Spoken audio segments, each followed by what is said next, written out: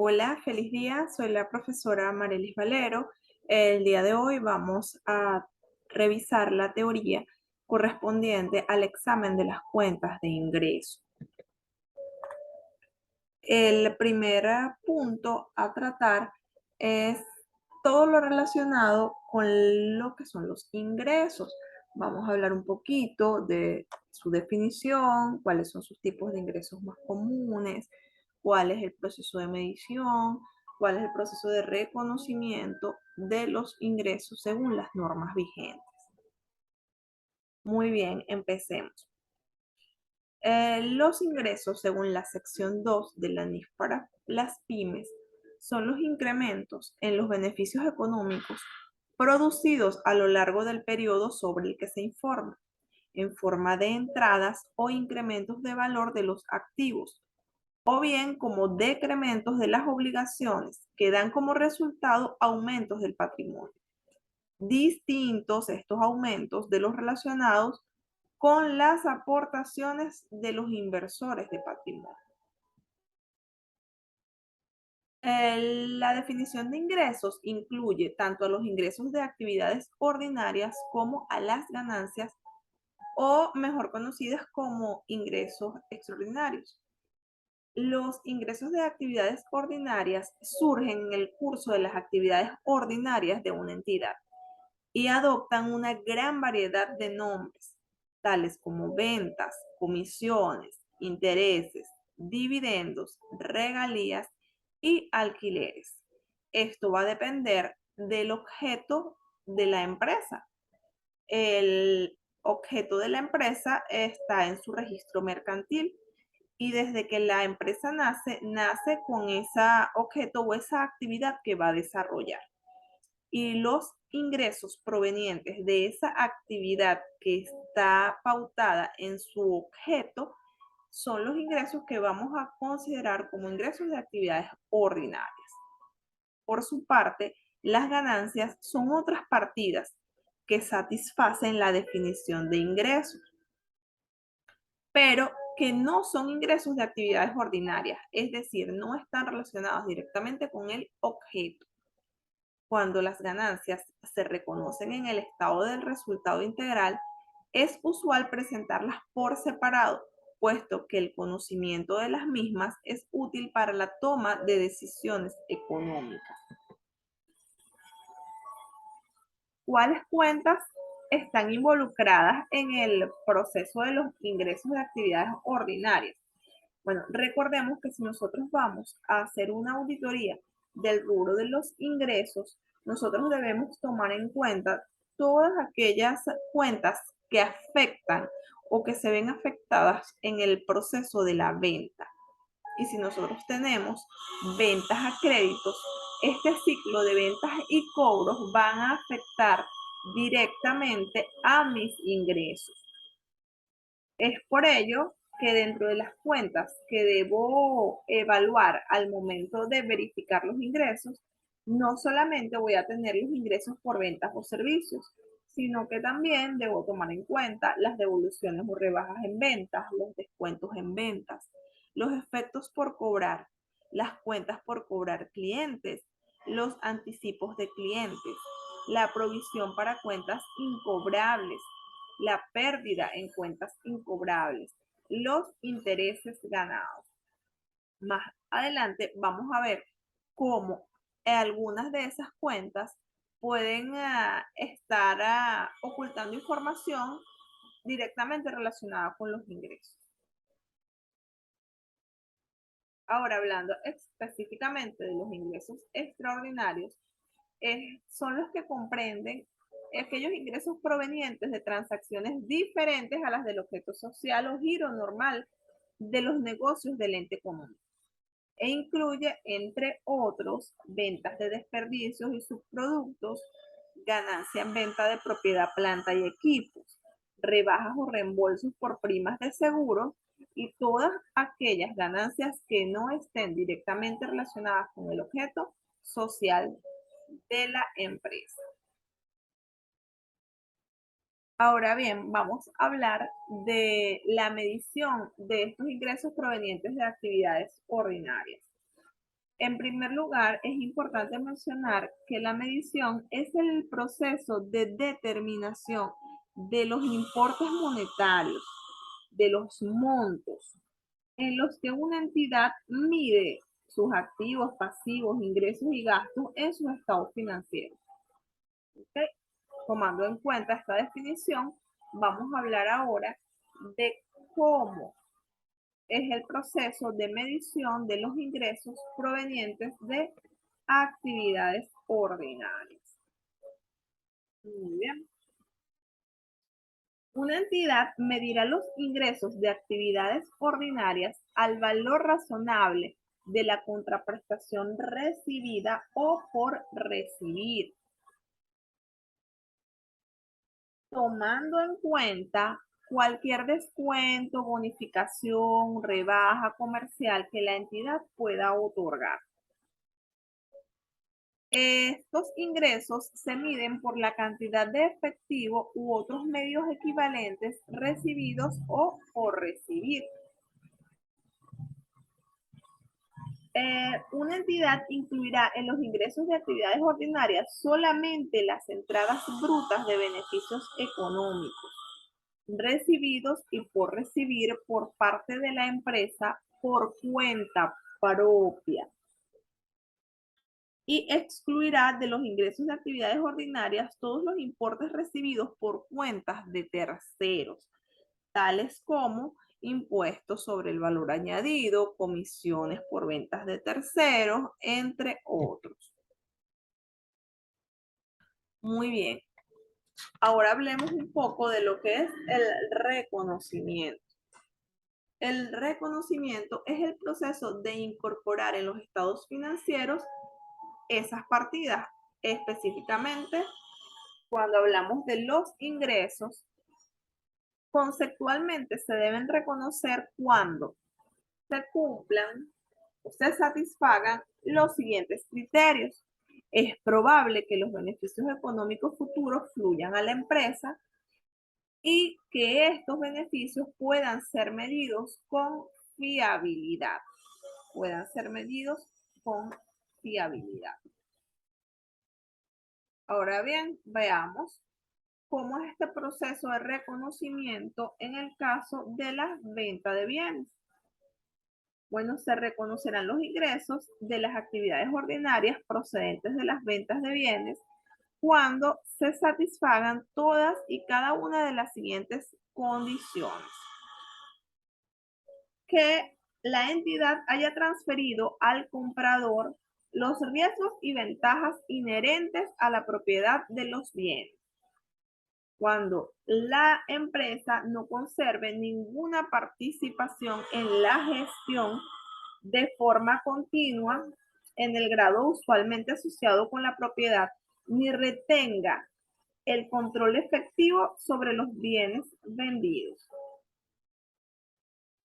El importe de los ingresos de actividades ordinarias pueda medirse con fiabilidad cuando sea probable que la entidad obtenga los beneficios económicos asociados a esa transacción y cuando los costos incurridos o por incurrir relacionados con esta transacción puedan ser medidos con fiabilidad. Cuando se satisfagan todas y cada una de esas condiciones, la empresa va a reconocer los ingresos, productos de ventas de bienes. Ahora, en el caso de las prestaciones de servicios, también existen unas condiciones, y esas condiciones son que el importe de los ingresos pueda medirse con fiabilidad, que sea probable que la entidad obtenga los beneficios económicos derivados de esa transacción, que el grado de terminación de la transacción al final del periodo sobre el que se informa pueda ser medido con fiabilidad y que los costos relacionados con esa transacción puedan medirse también con fiabilidad. Ahora, ¿cómo ¿Cómo se puede medir estos ingresos? Acá la norma me establece que que las empresas reconocerán los ingresos de actividades ordinarias asociadas con prestaciones de servicios por referencia al grado de terminación de la transacción al final del periodo sobre el que se informa. Esto es conocido a veces como el método del porcentaje de terminación.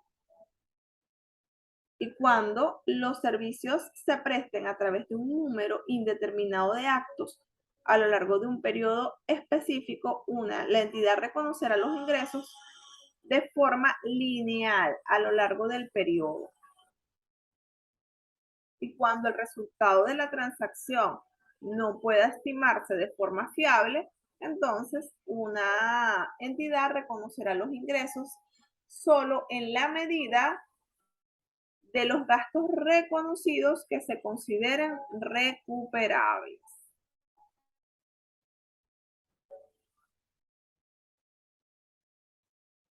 Ahora hablando de los contratos de construcción, tenemos por acá la parte del reconocimiento de los contratos de construcción que los vamos a reconocer de acuerdo a la proporción de los costos incurridos por el trabajo ejecutado hasta la fecha en relación con los costos totales estimados. O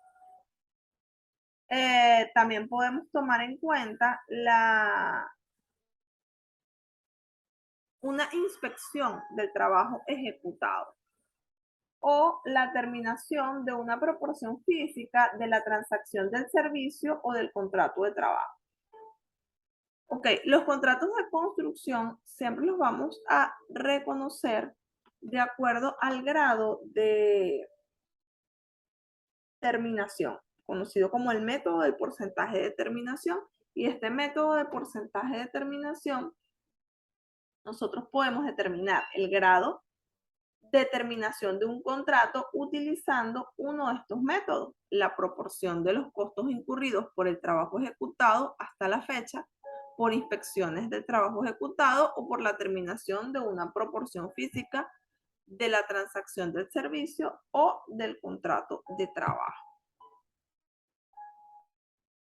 Ahora, en cuanto a intereses, regalías y dividendos, las empresas reconocerán los ingresos procedentes de estas actividades de acuerdo a las siguientes bases. Los intereses se reconocerán utilizando el método del interés efectivo. Las regalías se reconocerán utilizando la base de acumulación o devengo, de acuerdo con la esencia del acuerdo. Los dividendos se reconocerán cuando se establezca el derecho a recibirlos por parte del accionista. Muy bien, ahora vamos a la parte de la información a revelar sobre los ingresos de actividades ordinarias.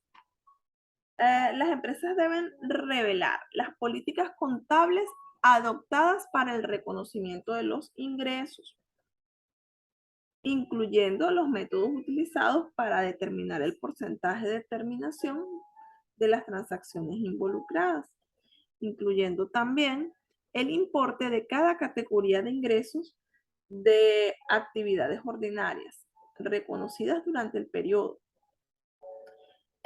mostrándolas de forma separada. Como mínimo se debe presentar por separado las ventas de bienes, las prestaciones de servicio, los intereses, regalías, dividendos, comisiones, las subvenciones del gobierno, cualquier otro tipo de ingresos de actividades ordinarias significativas. Muy bien. Ahora, viendo un poco la parte, unos casos prácticos o analizando todo lo que se ha leído hasta el momento. Si nosotros hablamos de un ejemplo, la empresa XY entrega en consignación un lote de mercancía ¿Cuándo debe reconocer y registrar el ingreso correspondiente? 1, cuando recibe el pedido de la mercancía. 2, cuando entrega la mercancía. 3, cuando los bienes son vendidos por el receptor a un tercero.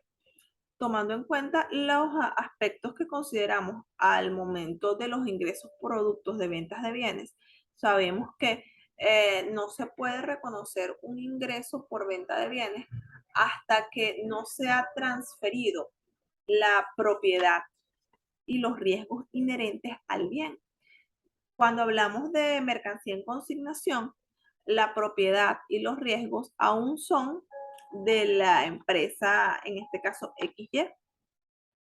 Por lo tanto, no se ha transferido los riesgos, las ventajas, la propiedad, por lo tanto no se puede reconocer el ingreso. Cuando hablamos de una consignación, se transfiere la propiedad, es cuando los bienes son vendidos por el receptor a un tercero. Y es en ese momento en el que voy a reconocer y registrar el ingreso correspondiente. En este otro caso, hablamos de una empresa de transportes de pasajeros, la cual realiza la venta de boletos con anticipación a la fecha de viaje. En razón de ello, se deben reconocer los ingresos de la venta de un pasaje en el periodo que 1. El pasajero hizo la reserva. 2. Se emitió el pasaje. 3. Se realiza el viaje en cuestión. Ok. Fíjense en este caso. Nosotros vamos a, este es un caso de una prestación de servicio. En este caso, vamos a reconocer el ingreso cuando se realiza el viaje en cuestión, que es cuando efectivamente se termina el proceso de la prestación de servicio, es cuando efectivamente prestamos el servicio del viaje al pasajero. Antes estaríamos hablando de un ingreso diferido. Se reconoce y se mide como ingreso en el momento en que se realiza el viaje en cuestión. En este otro ejemplo tenemos a la empresa NIF, compañía anónima, que ofrece servicios por mantenimiento de las áreas verdes de las empresas, mediante la suscripción de un contrato a razón de 500 bolívares mensual. Un cliente manifiesta su deseo de pagar un año por anticipado. ¿Cuándo y cómo se debe reconocer y registrar el ingreso correspondiente? 1, al percibir el importe. 2, prorrateándolo a lo largo del año a medida que presta los servicios. 3, al finalizar el año contractual, una vez prestados todos los servicios. O 4, al finalizar el ejercicio fiscal. Acá estamos hablando también de servicios. Acá la respuesta correcta sería prorrateándolo a lo largo del año a medida que presta los servicios, ya que de lo contrario, si no ha prestado el servicio, estamos hablando de un ingreso diferido. No puedo reconocer el ingreso hasta que no haya prestado el servicio. Y estos son los ejemplos de los casos que tenemos que analizar al momento de hacer una auditoría, ya que si encontramos ingresos reconocidos cuando aún no han cumplido con estas condiciones, entonces tenemos que hacer ajustes. Y si encontramos ingresos que cumplen con estas condiciones y aún no han sido reconocidos, también debemos hacer ajustes. Esta es parte de lo que es este primer tema del examen de los ingresos. Espero les haya sido de utilidad. En el próximo video estaremos hablando del control interno y la auditoría como tal de los ingresos. Feliz día.